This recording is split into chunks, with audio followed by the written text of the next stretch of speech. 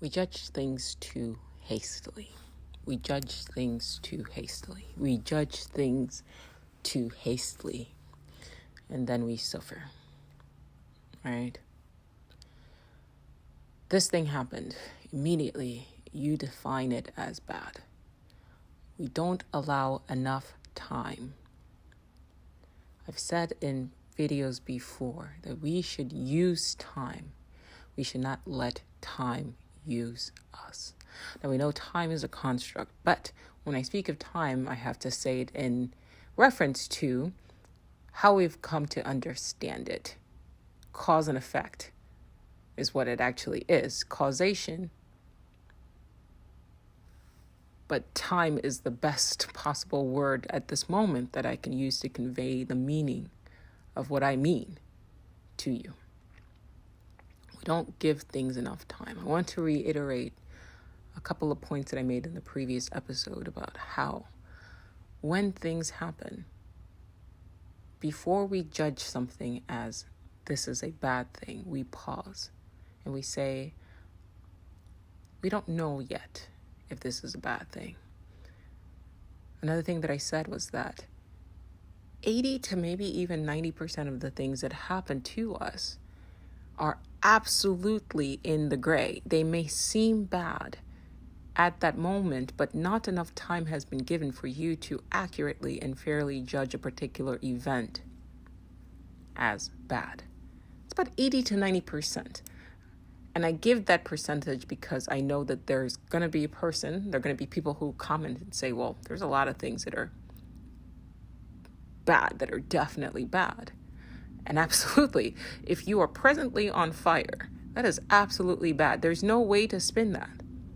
That is absolutely bad. If you are presently about to be harmed, brutalized, maimed, tortured, you cannot spin that. That is absolutely bad. And I'm not even going to attempt to say, hey, maybe in the future that horrible, horrific, terrible thing that is absolutely it's just, like a normal person looking at that would go, that's terrible. I'm not even going to fix my mouth to say that, yes, you should look at that and see the good in that. No, that's not what I'm going to do here. That's, in my opinion, it's unrealistic. Some things really are just plainly fucked up. But our day-to-day existence, our internal monologue has us moving as though, or I should say with the same reaction, with the same reactivity as those 100% bad things. It's usually stupid things, that 90% of things that occur, that just give it some time, and that thing that you thought was a horrible thing might end up not actually be a horrible thing, right? But 90% of the time, we're moving through life as though we are, that one thing that you're pressed about right now is the absolute worst. It's like the same as though you're being mentally, like you're being tortured. It's the same as though you're being waterboarded. It's the same as though you're present. Like you're moving with the same level of pain. And so I'm not here to speak about the 10% or even the 5%. I feel like 10% is still a lot. The majority of people are living the majority of their lives, the majority of their days are predominantly okay. There are inconveniences, there are annoyances where things don't go the way you want them to go. But for the most part, you are not in a constant state of pain. I said 90% of people and about 90% of the time. And that's all I can speak to, right? I'm not speaking to the exceptions. I've had moments in my life where it's pain. You cannot spin it. And I don't have any desire in that moment to give it space to say, well, this could be a good thing in the future. No, fuck that. I'm suffering. So bear that in mind, that's not what I'm attempting to do here. But for the most part, what grinds our gears, right? You're expecting a package. It didn't show up.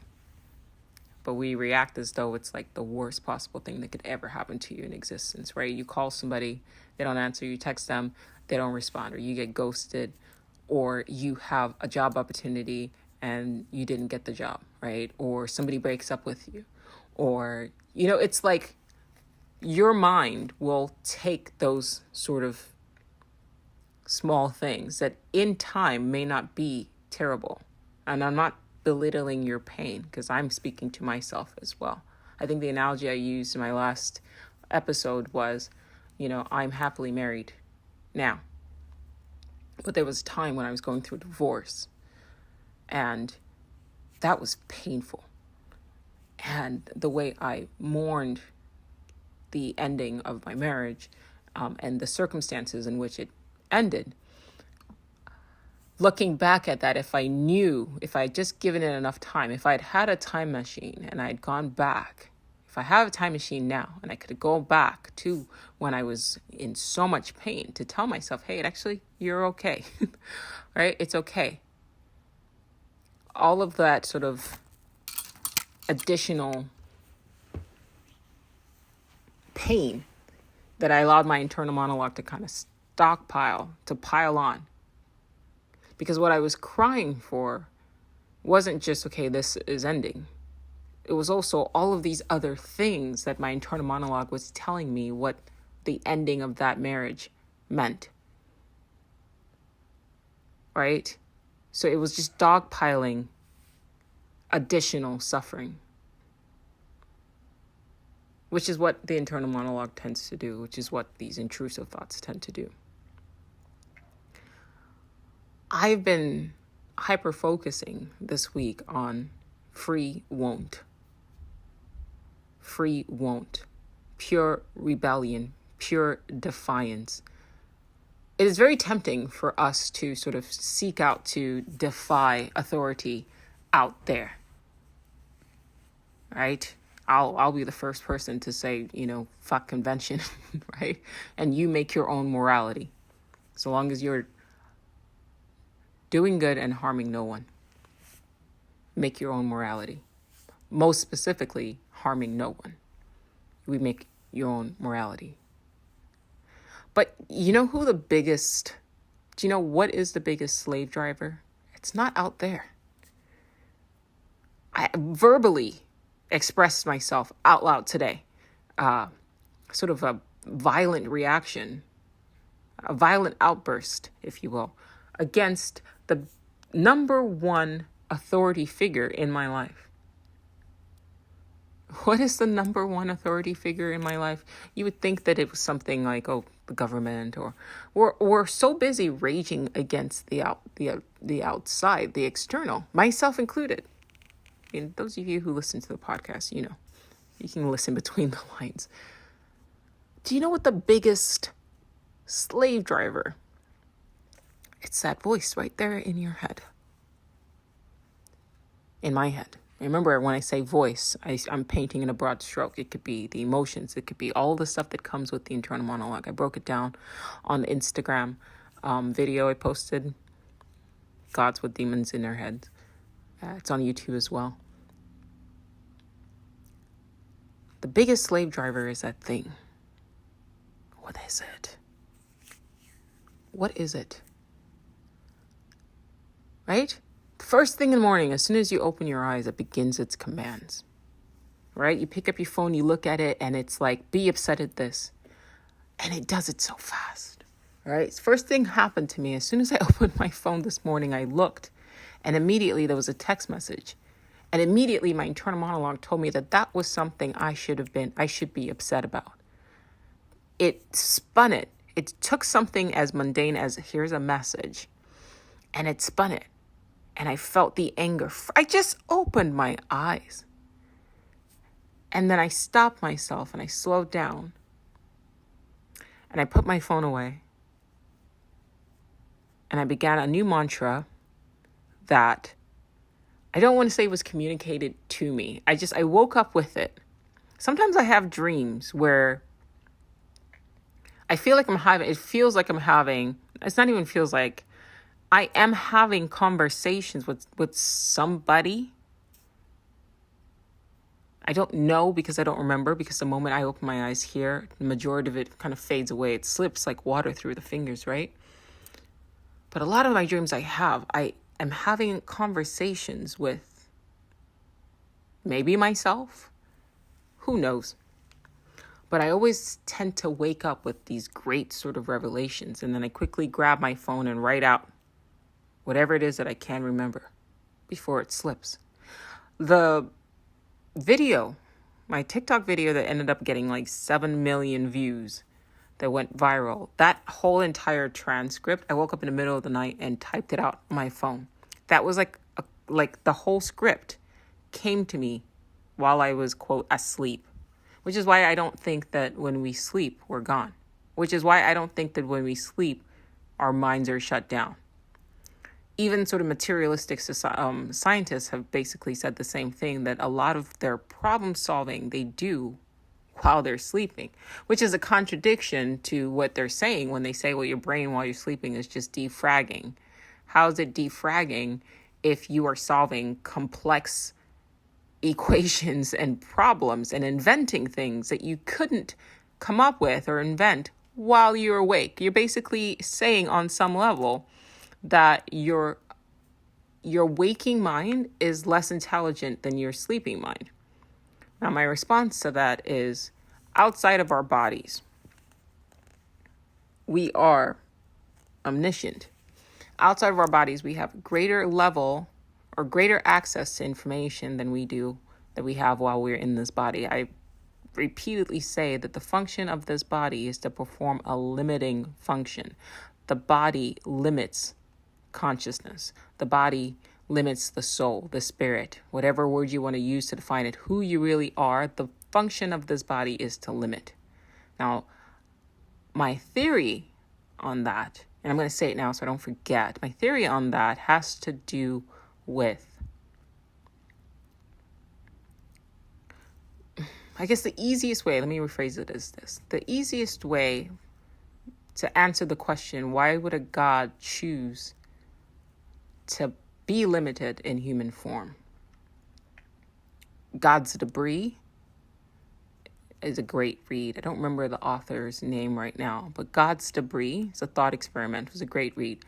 But I had the idea, the question, kind of came to me. Could it be, well, it wasn't a question, it was more of a statement. Could it be that the reason why a God would choose to become man, to exist as man, could it be the same way why a dominant, I'm smirking right now, a man who is a woman who is dominant out in their workforce, when they come home, they prefer to be submissive? I want you to table that. I hope I remember to come to it.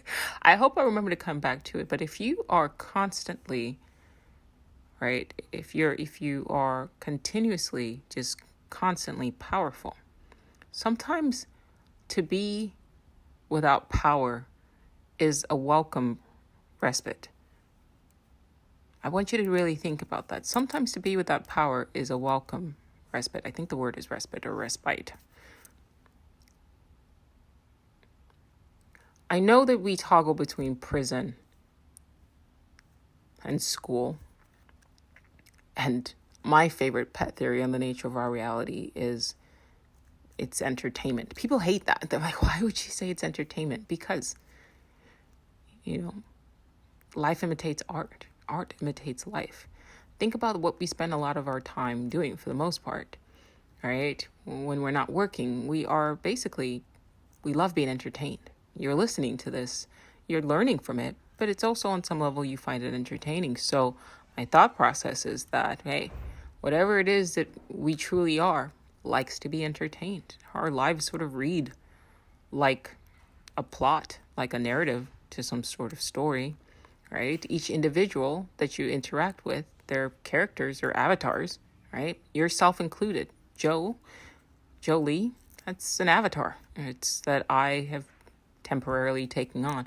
What I said to one of my friends was this.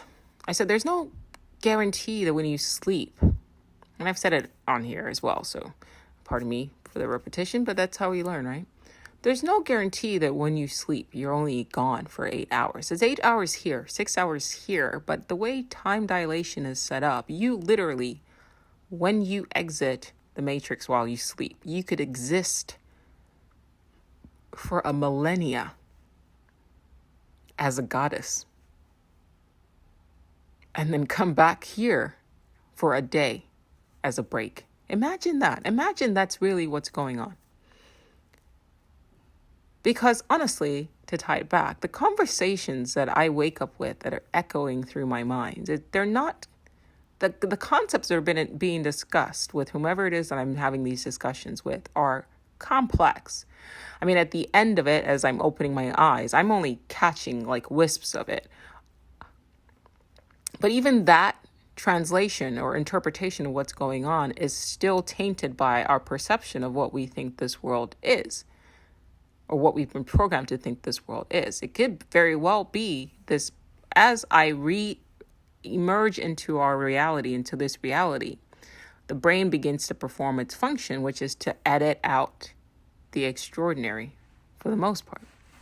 And so I'm only able to sort of pull in bits of conversations that perhaps it was I having with other godlings before we enter in.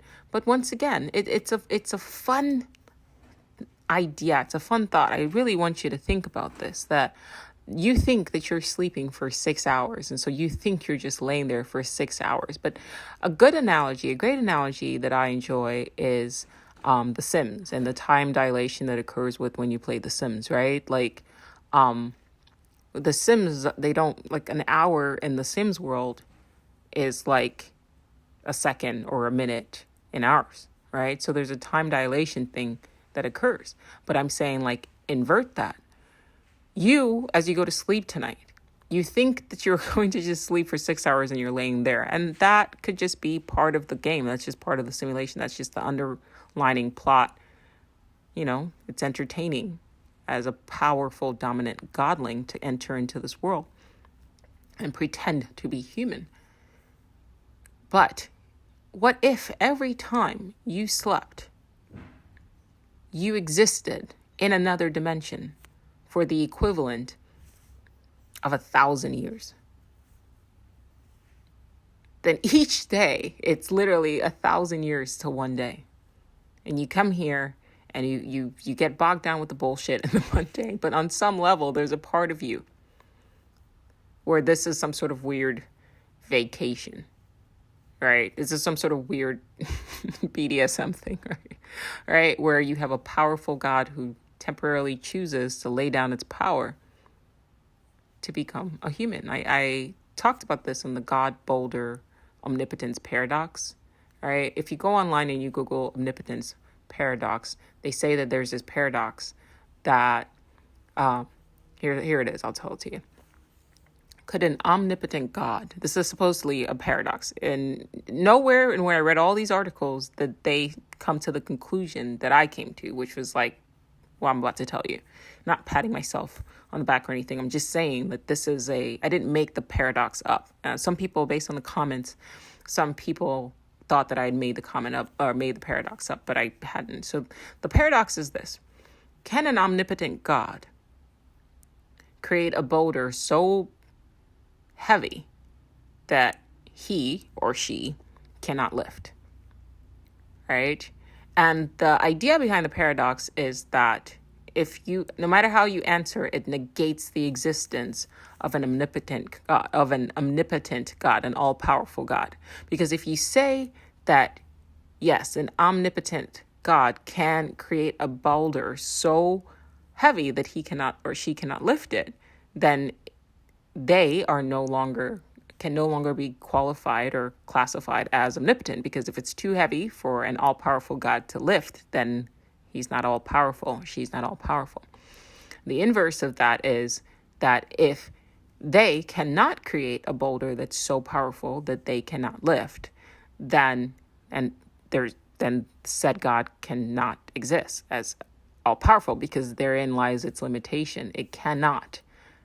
They cannot create a boulder so powerful that they cannot lift. But to me, it's not a paradox, because one, that all of that ideology is based on our understanding of what is possible. But an all-powerful entity a super intelligence would exist outside of what we believe or can think of or conceptualize as powerful. All right, so we keep wanting to shove God into a box or shove God into a book. I have a video that's kind of blowing up right now on Instagram, and I'm getting swarmed by a lot of Christians, and all they keep saying is, go read your Bible, you don't know what you're talking about, like just like that energy. And I don't respond because it's funny to me that you think that an all-powerful, all-knowing, whatever it is, intelligence, super intelligence is what you read about in that book. That book, it's almost an insult. To be perfectly honest, that book, I've read it. I grew up Christian. My father is a pastor. My mother is Catholic.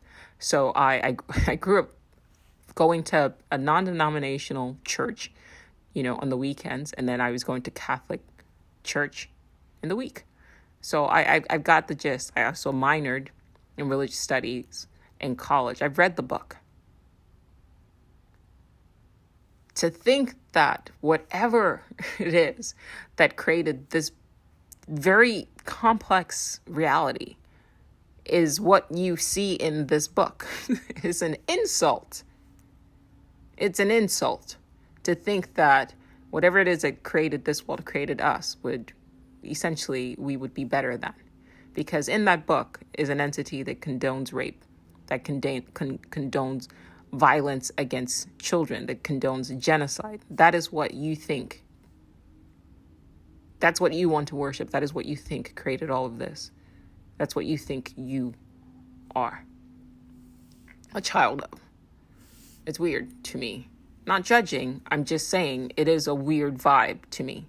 And because I choose not to subscribe to that, then I'm going to burn in hell for eternity. So whatever it is that created this avatar, that made me look at that and say, I think that you are better than this, would burn me for all eternity because I believe that whatever it is that created this world and created this, our avatars, not us. I said this world, right? This world, not us, because I also don't believe that we were created. Who you really are, consciousness, intelligence cannot be created. It's energy. It can be modified. It can exist in a different form, right? But nothing, creation, most people, when they understand creation, they think about something that gets sort of like pulled up out of thin air. But even in the same book, in the same Bible, if you read the Genesis story, their creator is working with elements that are already present. Because creators cannot create things out of nowhere. It has to work with what is already present. So if you as a creator have to work with what is already present, then the whole idea of something coming out of nothing is null. There is no creation. There is no beginning. There is no end. Existence always has been. Period. Maybe things have been modified over, quote, time, but it always cycles back. It's a circle. It's a cycle. It's a loop. There is no beginning. There is no end. And that goes for you. You don't die. Your story of your avatar may come to an end, at least based on the paths that you've chosen, right? But you just loop the same thing again. Maybe you take a different path this time. Should you choose to play as this particular avatar, you might choose to come back as me. And you might choose to play me in a different way. But to think that all of this, all the things that are probable, is confined within one book that has caused the annihilation of whole cultures, the enslavement of whole people, the denigration of whole genders. You want me to think, to venerate that is an insult. But I try not to engage. I usually just come on the podcast and talk shit because I figure they're not going to listen to the podcast, right? At least they wouldn't have listened this far. I just talk to you guys about it. I just leave it because what's the point? At that point, you're not even communicating with the soul. You're communicating with their internal monologue that has completely, because it's, those kind of comments, it's not a conscious comment. And so I try not to interact with NPCs. And what I say NPCs, it's not to denigrate them, as some of you may know. I have chosen to redefine NPCs as not presently conscious, not as non-player characters dismissing the whole human being, but as not presently conscious. So I try not to interact with people who are not presently conscious. That should be a shirt. Anyway, to go back.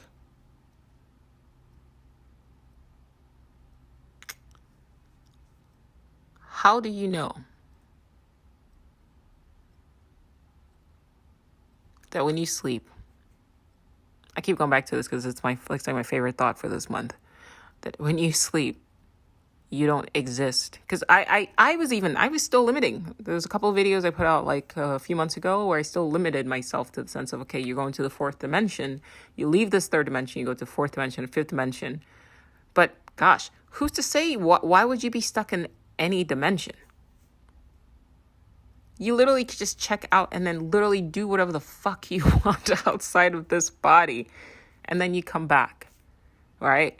And we think, oh, it's okay, I'm just going to go dick around for 6 hours and come. You could have been gone for 6,000 Earth years and have been every single person. And then as soon as you come back into this world, the brain does this thing and it limits you. But I feel that when I am waking up, it's sort of residual interactions. I'm definitely interacting with somebody. There was a nice lady on Instagram that's been commenting. I can't think of her username right now, just relatively recently, but she was talking about how we're not alone in this world, which obviously we know that at this point in time, right? And she said that the entities that kind of are in this dimension communicate telepathically. And my response to that was, and that's, of course, if you're operating from kind of a worm's eye view in the sense of you are on Earth, not from like a God's eye view where you realize that like even the entities that would be interacting with you on some level are still you, because existence itself and everything in it, it's all the same thing. So even an alien in a different form is the same intelligence in a different form. I got to finish editing that video so I can post it. All right. So everybody's playing a role. You're playing as a human, an intelligence in a different form. Even if it's an auditory consciousness, it's still an intelligence, even if it may be the antagonist of the simulation, right? Every story needs a villain. So even if they're the villain in our story, the slave driver, it's still part of the game. So it's still an intelligence playing as a non-physical, non-corporeal entity. It's all still God. Quote, God. It's still you. But I've been finding that I'm pulling tidbits of information into this world. And so one of the tidbits I brought in was a new mantra, and I'll share it with you. There is no good, there is no bad. It is what it is. We do not judge, we just observe. It is what it is. I'll say it again. There is no good, there is no bad. It is what it is. We do not judge, we just observe. It is what it is. I woke up with that repeating in my mind, like I heard it. So I wrote it down.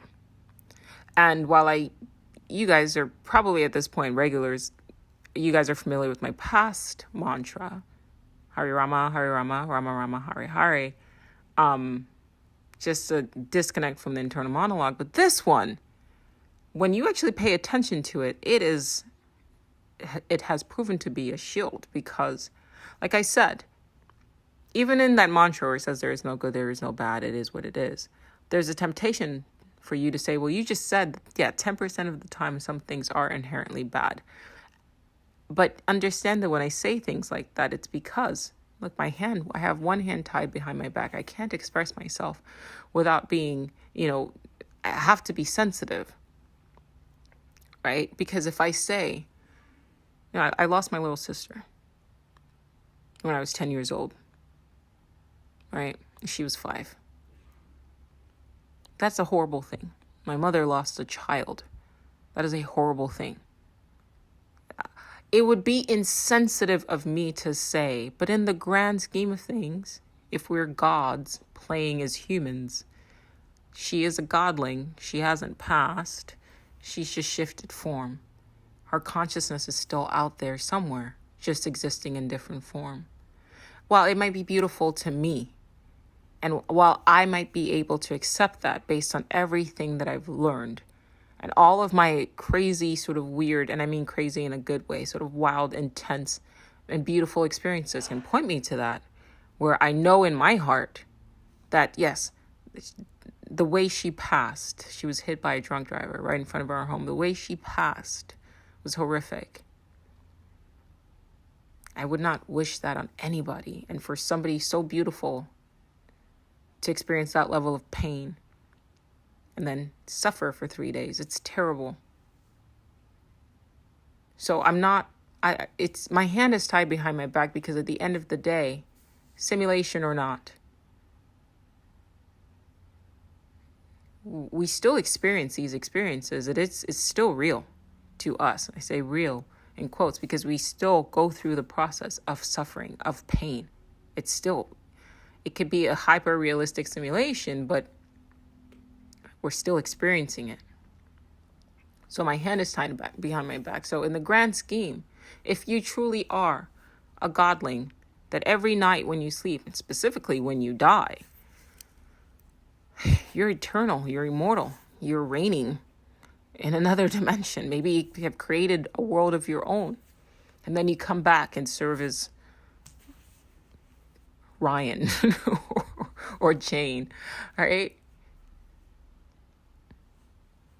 In the grand scheme of things, if that is true, then something like that isn't necessarily bad, because if you are an immortal being, even if it's 20 years of pain, what is 20 years of pain to an eternal?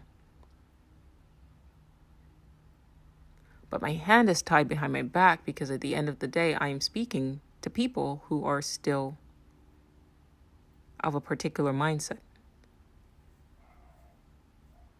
So in that particular mindset, in these present experiences, and in this dimension, within the frame of the avatar that you are existing in for whatever given moment of time, that shit still fucking hurts. Still hurts.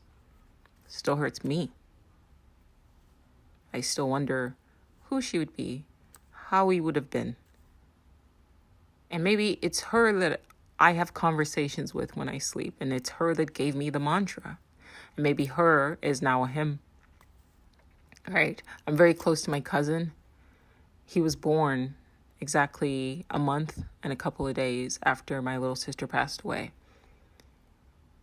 And so I suspect, because of other things as well, that I'm not going to delve into right now, but I suspect that that is her now and him. But outside of form, when we sleep, right, I could be communicating with her spirit as I've known her. And then when, I awake, we go back to playing our roles as cousins. So I say all that. Here's the mantra again. For those within, there is no good, there is no bad. It is what it is. We do not judge, we just observe. It is what it is. That has been a shield that just shuts it down. Shuts it down. Whenever the internal monologue wants to start, it just shuts that shit down. Right? We do not judge. We do not judge. Now to go back, if you're going to rebel, if you're going to disobey, I want to make a shirt that says disobey. If you're going to disobey your internal monologue, because that's what I did. I like I said, I had a violent reaction this morning. when it started in with this bullshit. And I could hear it. Because the more you meditate, the more you separate from it, the more you start seeing how it pushes you, provokes you. And it said, pick up your phone and text. And I put the phone down and said, no, I will do nothing. Free won't. Benjamin LeBay, based on his experiences, he's a neuroscientist, and he said that we may not have much in terms of free will within this dimension, right? The characters are programmed. He's not saying the characters are programmed. I'm adding my own thing. The avatar is pre-programmed. But to begin to exercise your will, you do have free won't. You can choose to not. You could choose not to. You could choose to, in that moment that you hear it, just stop. Do nothing. Do absolutely fucking nothing. Stop. Disobey. Disobey. My husband and I were having an argument a few days ago on a Friday. And I, in the middle of the argument, heard the internal monologue provoking, and it just started in. It was just saying all this. And normally I would listen. Then all of a sudden I was like, if I take the next step, because the next step is you get angry, then you react, then you argue, and then the rest of the day, I saw what my day was going to look like. It was pre-programmed, cause and effect. I'm a slave. Because if I acted this way, in the same way that anybody else in this situation would react, I'm a slave. Where's my will? Where do I exert my will? Where do I deviate? And I said, no. And it was something that really upset me. But I said, no. And he said, no. And we came together and we said, we're going to do something different. How about we don't? Boom, a new path opened up. A new path opened up. A new path was unlocked. Disobey.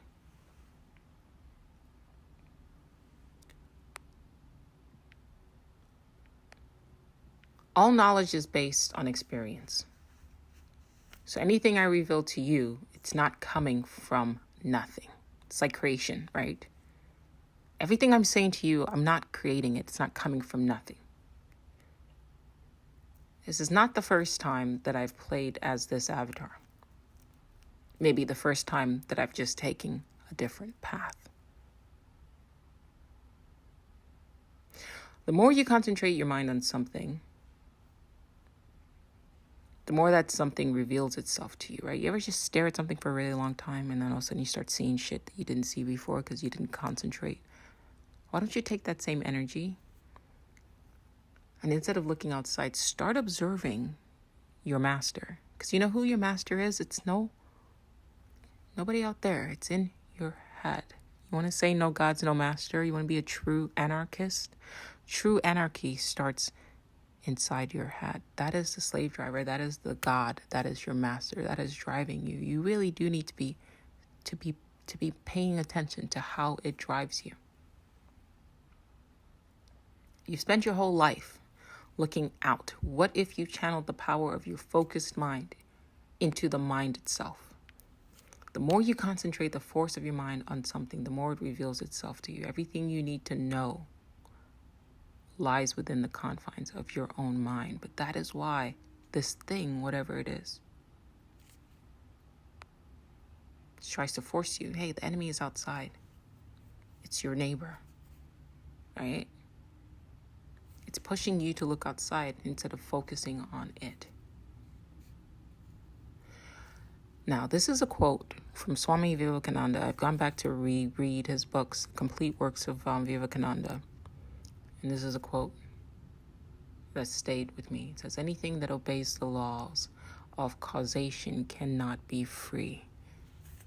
Anything that obeys the laws of causation cannot be free. You want to call yourself free? You want to say no gods, no masters? Start with the slave driver within. True anarchy starts in the mind. Free won't. Free won't. You will not. I will not. I will not. I will to not do this thing. I will not react. I will choose a different path. I will do something different. I will stop and identify and listen, truly listen to the internal monologue as it drives me. But you will not drive me. I will not do as I am programmed to.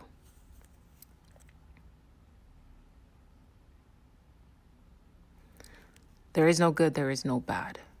It is what it is. Everything is perfect.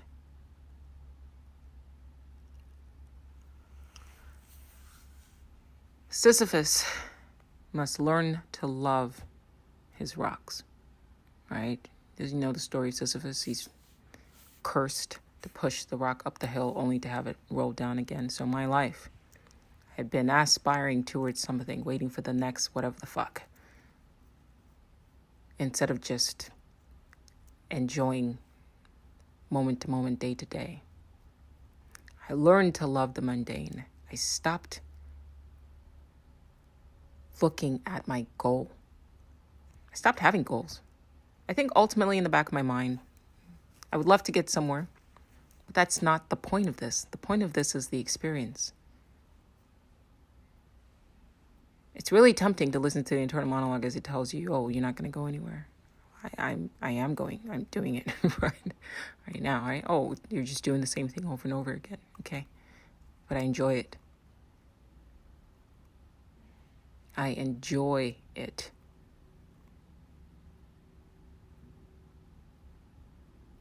No gods, no masters. True anarchy. Start with the slave driver that's in your head. Thanks for listening.